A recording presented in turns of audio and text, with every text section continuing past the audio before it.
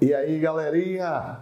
Tudo certinho? É isso aí. Estamos para iniciar mais um bloco da Lei Maria da Penha. Então veja, no início do nosso curso aqui, eu falei para vocês que sempre cai alguns artigos que são imprescindíveis para você saber a Lei Maria da Penha.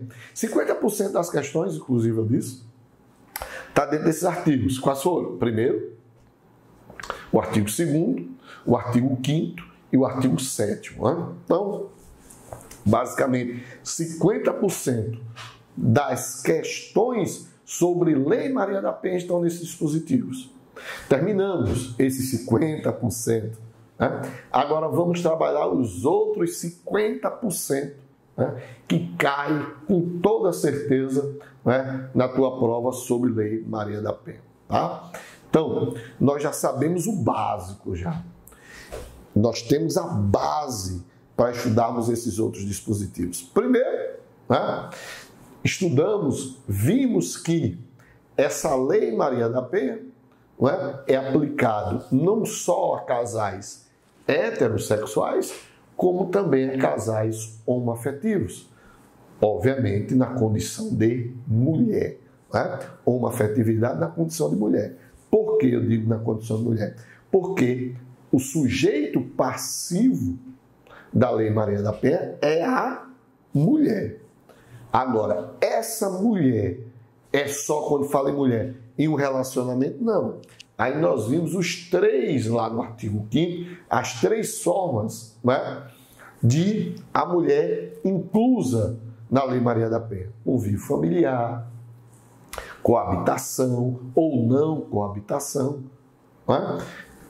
Depois, nós vimos no artigo 7º quais são as formas de violência patrimonial, psicológica, física. Vimos que também a história, não é? Como iniciou a Lei Maria da Penha, foi o início do primeiro bloco. Então, tudo isso aí estudamos na primeira parte, vamos chamar a primeira parte da Lei Maria da Penha, e agora vamos à segunda parte, que vai trazer o quê? Medidas de integração, medidas protetivas, a parte mais processual e administrativa, no caso, tá certo? A participação da autoridade policial, no caso delegado, a participação da autoridade judicial, o juiz, a participação do Ministério Público, o promotor de justiça, tá certo? Então, essa segunda parte é mais processual, mais administrativa, que obviamente também vai cair na tua prova. Então, chegamos às chamadas medidas integradas de proteção, que inicia lá no artigo 8º da Lei Maria da Penha. Então, a lei relativamente grande, pouco mais de 40 artigos, né? A Lei Maria da Penha, então, a lei relativamente grande. Então, bora lá, artigo 8º. Então, no artigo 8º, fala-se de quê? Da política pública. No artigo 8º, fala-se da política pública. Então, ele diz lá, a política pública que visa coibir, né? Quando se diz visa coibir, lembre-se que o Estado está atuando preventivamente, tá certo? Então diz, quando o estudo da lei, não apenas que não seja só essa Lei Maria da Penha, mas qualquer outra lei, a ideia de coibição é uma ideia de medida protetiva. Então, a política pública que visa coibir a violência doméstica e familiar contra a mulher, far-se-á por meio de quê? De um conjunto articulado de ações. Então, essa articulação deve ser feita com a União, os estados, o Distrito Federal e os municípios, como também com entidades não governamentais. Aí tem como as diretrizes. Aí são 9 diretrizes que você vai ter que ler e decorar. Porque vai cair na prova. Segundo a Lei Maria da Penha, são diretrizes do poder público. Aí ele vai colocar a questão A, alternativa A, B, C, D, E. Então vai colocar nessas alternativas, obviamente, uma diretriz que é realmente de política pública e outras que não são diretrizes de política pública. Então, é um artigo que, obrigatoriamente, você vai ter que decorar, tá certo? Então, bora lá. Então, a política pública que visa coibir a violência doméstica, né, e familiar contra a mulher, far-se-á por meio de o quê? De uma ação articulada entre os entes governamentais e não governamentais. E quais são essas diretrizes que se vai trabalhar nessa política pública? Integração operacional. Integração operacional. O que é essa integração operacional? Então você vai ter uma integração operacional de três órgãos. Poder Judiciário, Ministério Público e a Defensoria Pública. Então, esses órgãos vão fazer, né, uma integração com quem? Com áreas de segurança pública, assistência social, saúde, educação, trabalho e habitação. Então, você vai ter os órgãos do Poder Judiciário, do Ministério Público e da Defensoria Pública vão interagir, vai ter uma interdisciplinaridade com áreas de segurança pública, obviamente, porque você vai ter, no caso, prisão em flagrante do agressor, assistência social, muito importante essa questão da assistência social, pessoal, em relação à mulher, aos filhos, né? Então você vai ter que ter essa assistência social, saúde, o SUS, né? Trabalho e, obviamente, habitação. Por que habitação? Que a gente vai ver que uma das medidas protetivas, no caso da Lei Maria da Penha, é a retirada do agressor do lar. Tá? É uma medida protetiva que a gente vai estudar lá na frente. Implementação, segunda diretriz. Implementação de atendimento policial especializado para as mulheres. Ou seja, na Lei Maria da Penha criou-se a Delegacia da Mulher. Então, nós tivemos aqui a Delegacia da Mulher, né? E uma delegada bastante atuante, né? A delegada Gleide Ângelo, que inclusive agora é deputada estadual. Tive o prazer, não é, de dar um aulão com Gleide Ângelo, não é? É uma pessoa super simpática, né? Bem, aquela pessoa que realmente abraçou essa causa da mulher, tá? Então, a criação de delegacias especializadas no atendimento à mulher. Terceira diretriz: promoção e realização. Promoção e realização de campanhas educativas. Promoção e realização de campanhas educativas de prevenção da violência doméstica e familiar contra a mulher. Então, você vai ter campanhas, né? Aí você tem a União, o Estado, o Distrito Federal e o município fazendo campanhas para diminuir, não é? Que promovam, não é? A ideia de não violência da mulher, tá certo? Então, e a difusão, então essas campanhas também devem difundir a Lei Maria da Penha e criar instrumentos de proteção aos direitos humanos da mulher. Lembre-se a ideia da dignidade da pessoa humana. A mulher, como condição de mulher, ela está enquadrada, ela tem os direitos fundamentais, tá? Capacitação permanente também é outra diretriz da Polícia Civil e Militar, da Guarda Municipal. Por isso que em muitos concursos, né, de guardas municipais pede a Lei Maria da Penha. O cara fica pensando, como eu sou guarda municipal, Lei Maria da Penha? Claro, não é? Lembre-se do Estatuto da Guarda, a gama de responsabilidade e competência que foi dada ao Estatuto da Guarda, e dentro dessa responsabilidade está aqui, ó, a Lei Maria da Penha, não é? Para a Guarda Municipal também. Então, o Corpo de Bombeiros e dos profissionais pertencentes ao Poder Judiciário, ao Ministério Público e à Defensoria Pública, à Assistência Social, a saúde, a educação, o trabalho e a habitação, quanto às questões de gênero, de raça e etnia. E etnia, tá certo? Tranquilo aí? Muito bem. Promoção de programas educacionais que disseminem valores éticos de restrito respeito à dignidade da pessoa humana com a perspectiva de gênero, de raça ou etnia. Então, é uma discussão, né? Essa questão de gênero é muito complicada. Então, por isso você vai ter promoção de programas educacionais. A gente vai ver muito isso, essa questão de gênero, eu vou trabalhar direitinho, não é? Quando a gente for ver a lei de tortura. Então, a gente vai ver um pouquinho dessa discussão de gênero, tá certo? Destaque nos currículos escolares de todos os níveis de ensino para os conteúdos relativos aos direitos humanos, à equidade de gênero, de raça ou etnia, ou ao problema da violência doméstica contra a mulher. É esse que é o problema. Está aí na lei. Bonitinho aí, né? Mas, cadê isso nas escolas? Não tem, não é? Não tem esse programa nas escolas. Porque no momento que você trabalha desde criança, não é? A ideia de direitos fundamentais, de direitos humanos fundamentais, que dá a mesma coisa, não é?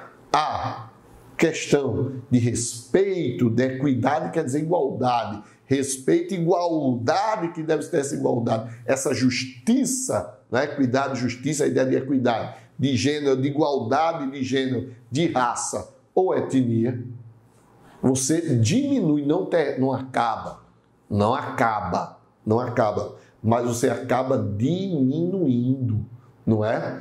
A questão da violência. Então tem que trabalhar cuidado, a ideia de igualdade, né? De justiça, né? Que tem que ter, né?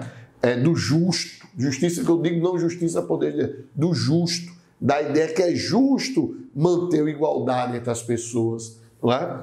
Então,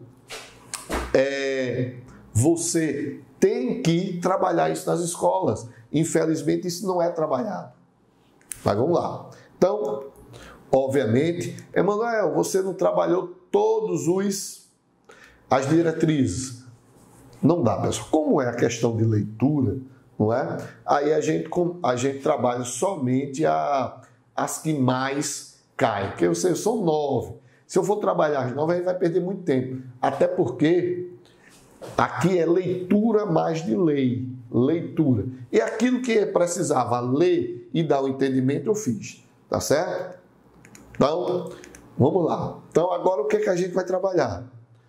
Os juizados de violência doméstica e familiar contra a mulher. Então, quais são? Então, foram criados, né? Esses juizados. Os juizados de violência doméstica e familiar contra a mulher, foi a criação dessa lei. Ótimo, porque você cria uma vara especializada para cuidar da violência doméstica e familiar contra a mulher. Então, o artigo 9, ele começa a determinar esses juizados, tá certo? Então, mais uma vez, é uma questão de letra de lei que você vai ter que dar aquela velha decorada, aquela velha trabalhada, tá? Então, vamos lá, tentar diluir esse artigo 9, dizendo que o juizado de violência doméstica familiar, aí eu vou dar o que, quando a gente precisar dar a ênfase, cuidado nisso aqui, que é assim que vai cair na prova, eu vou dizer.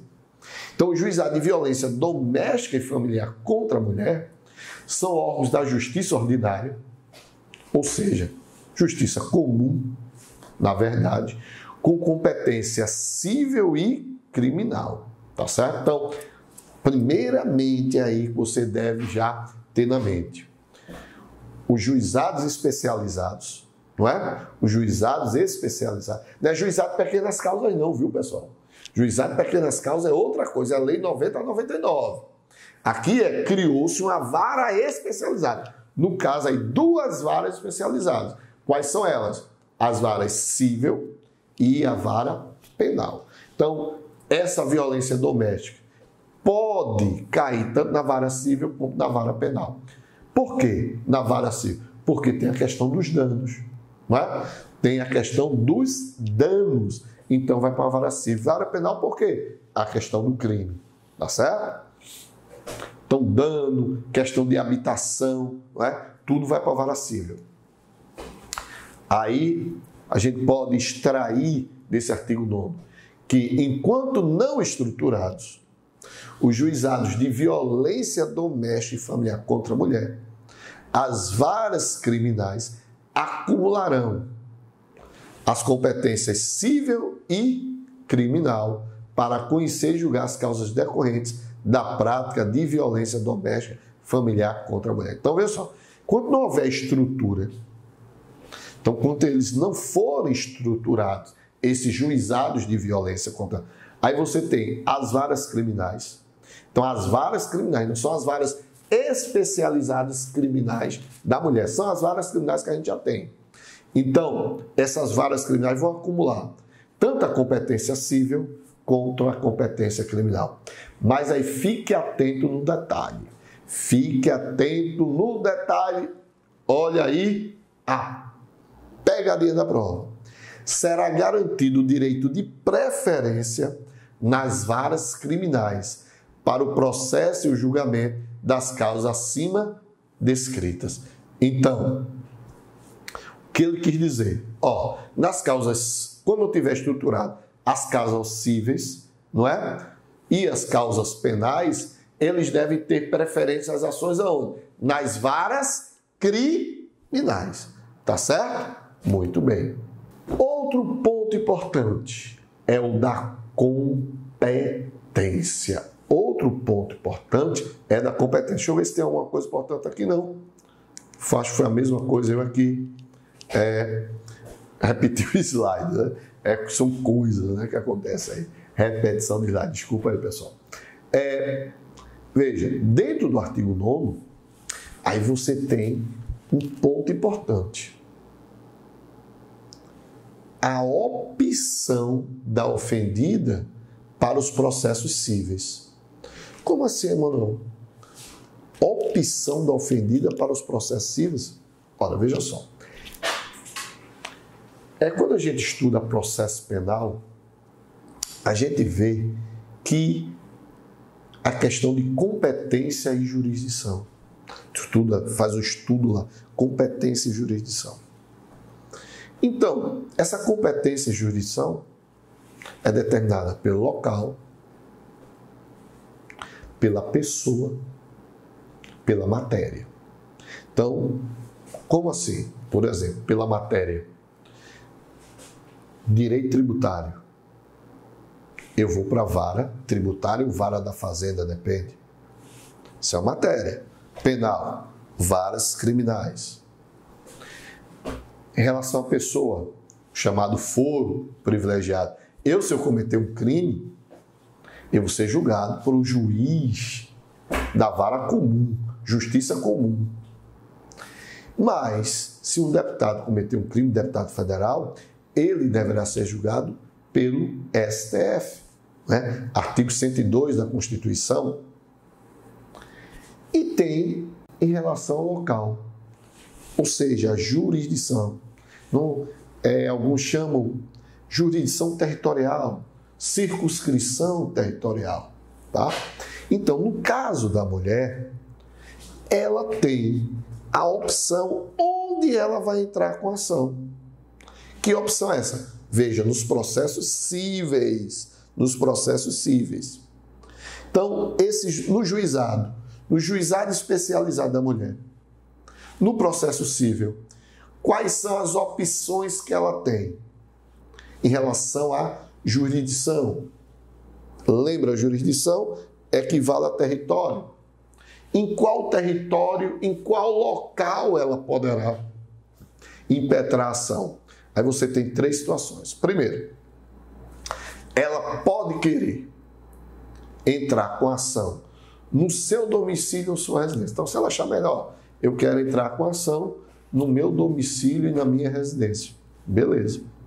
Segundo, ela pode entrar com ação no lugar do fato em que se baseou a demanda.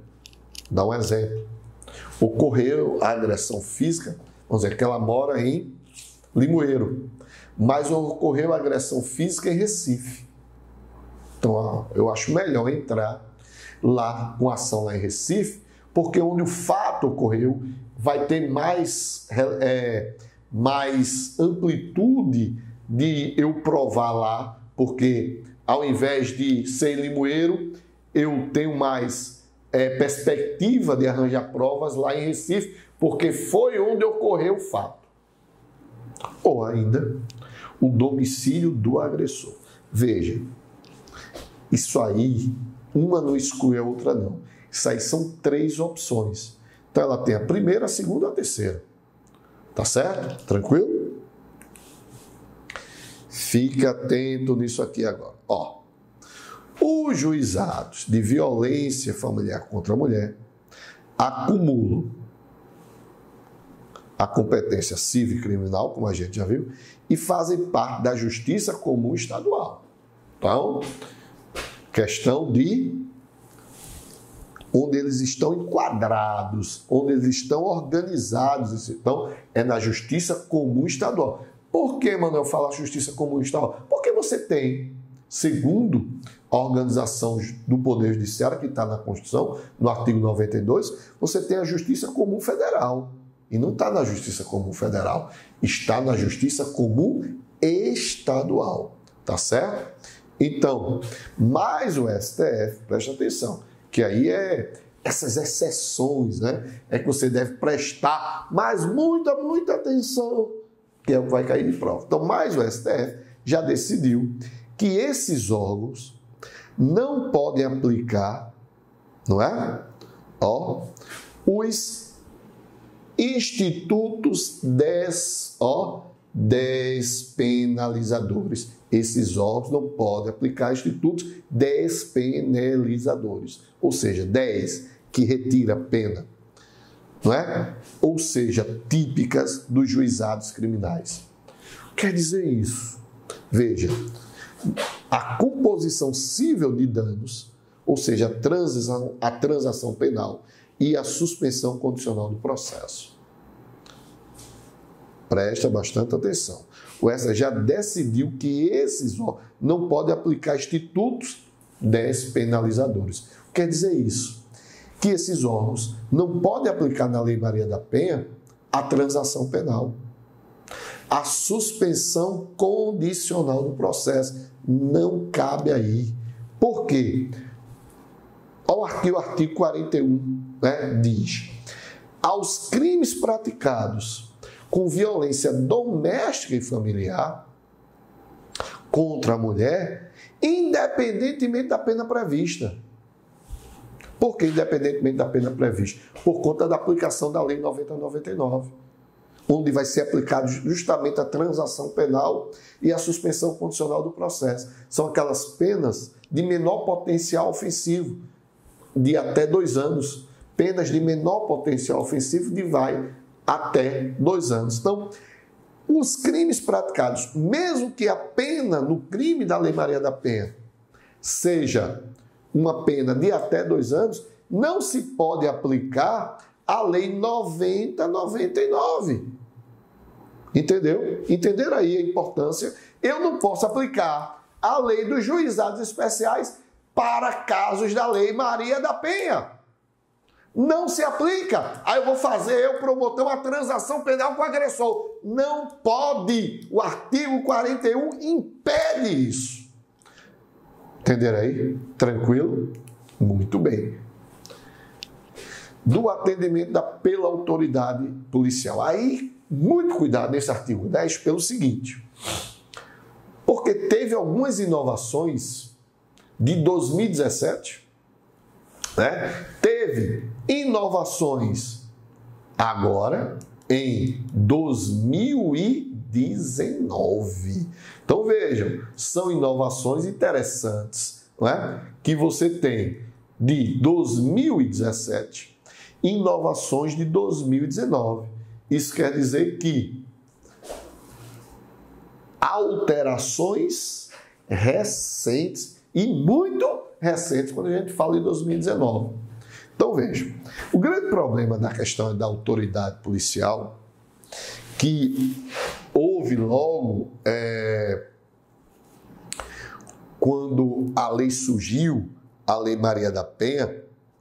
Lembre-se que a Lei Maria da Penha, que a gente vai revisar isso quando falar do Ministério Público da Ação Penal, a Lei da Maria da Penha no início era uma lei de ação penal pública condicionada.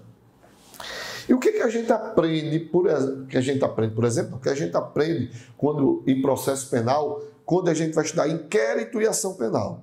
Veja, tanto nas ações penais públicas, que são divididas em duas, ação penal pública incondicionada e ação penal pública condicionada, o que a gente aprende aqui? O que a gente aprende nessas ações?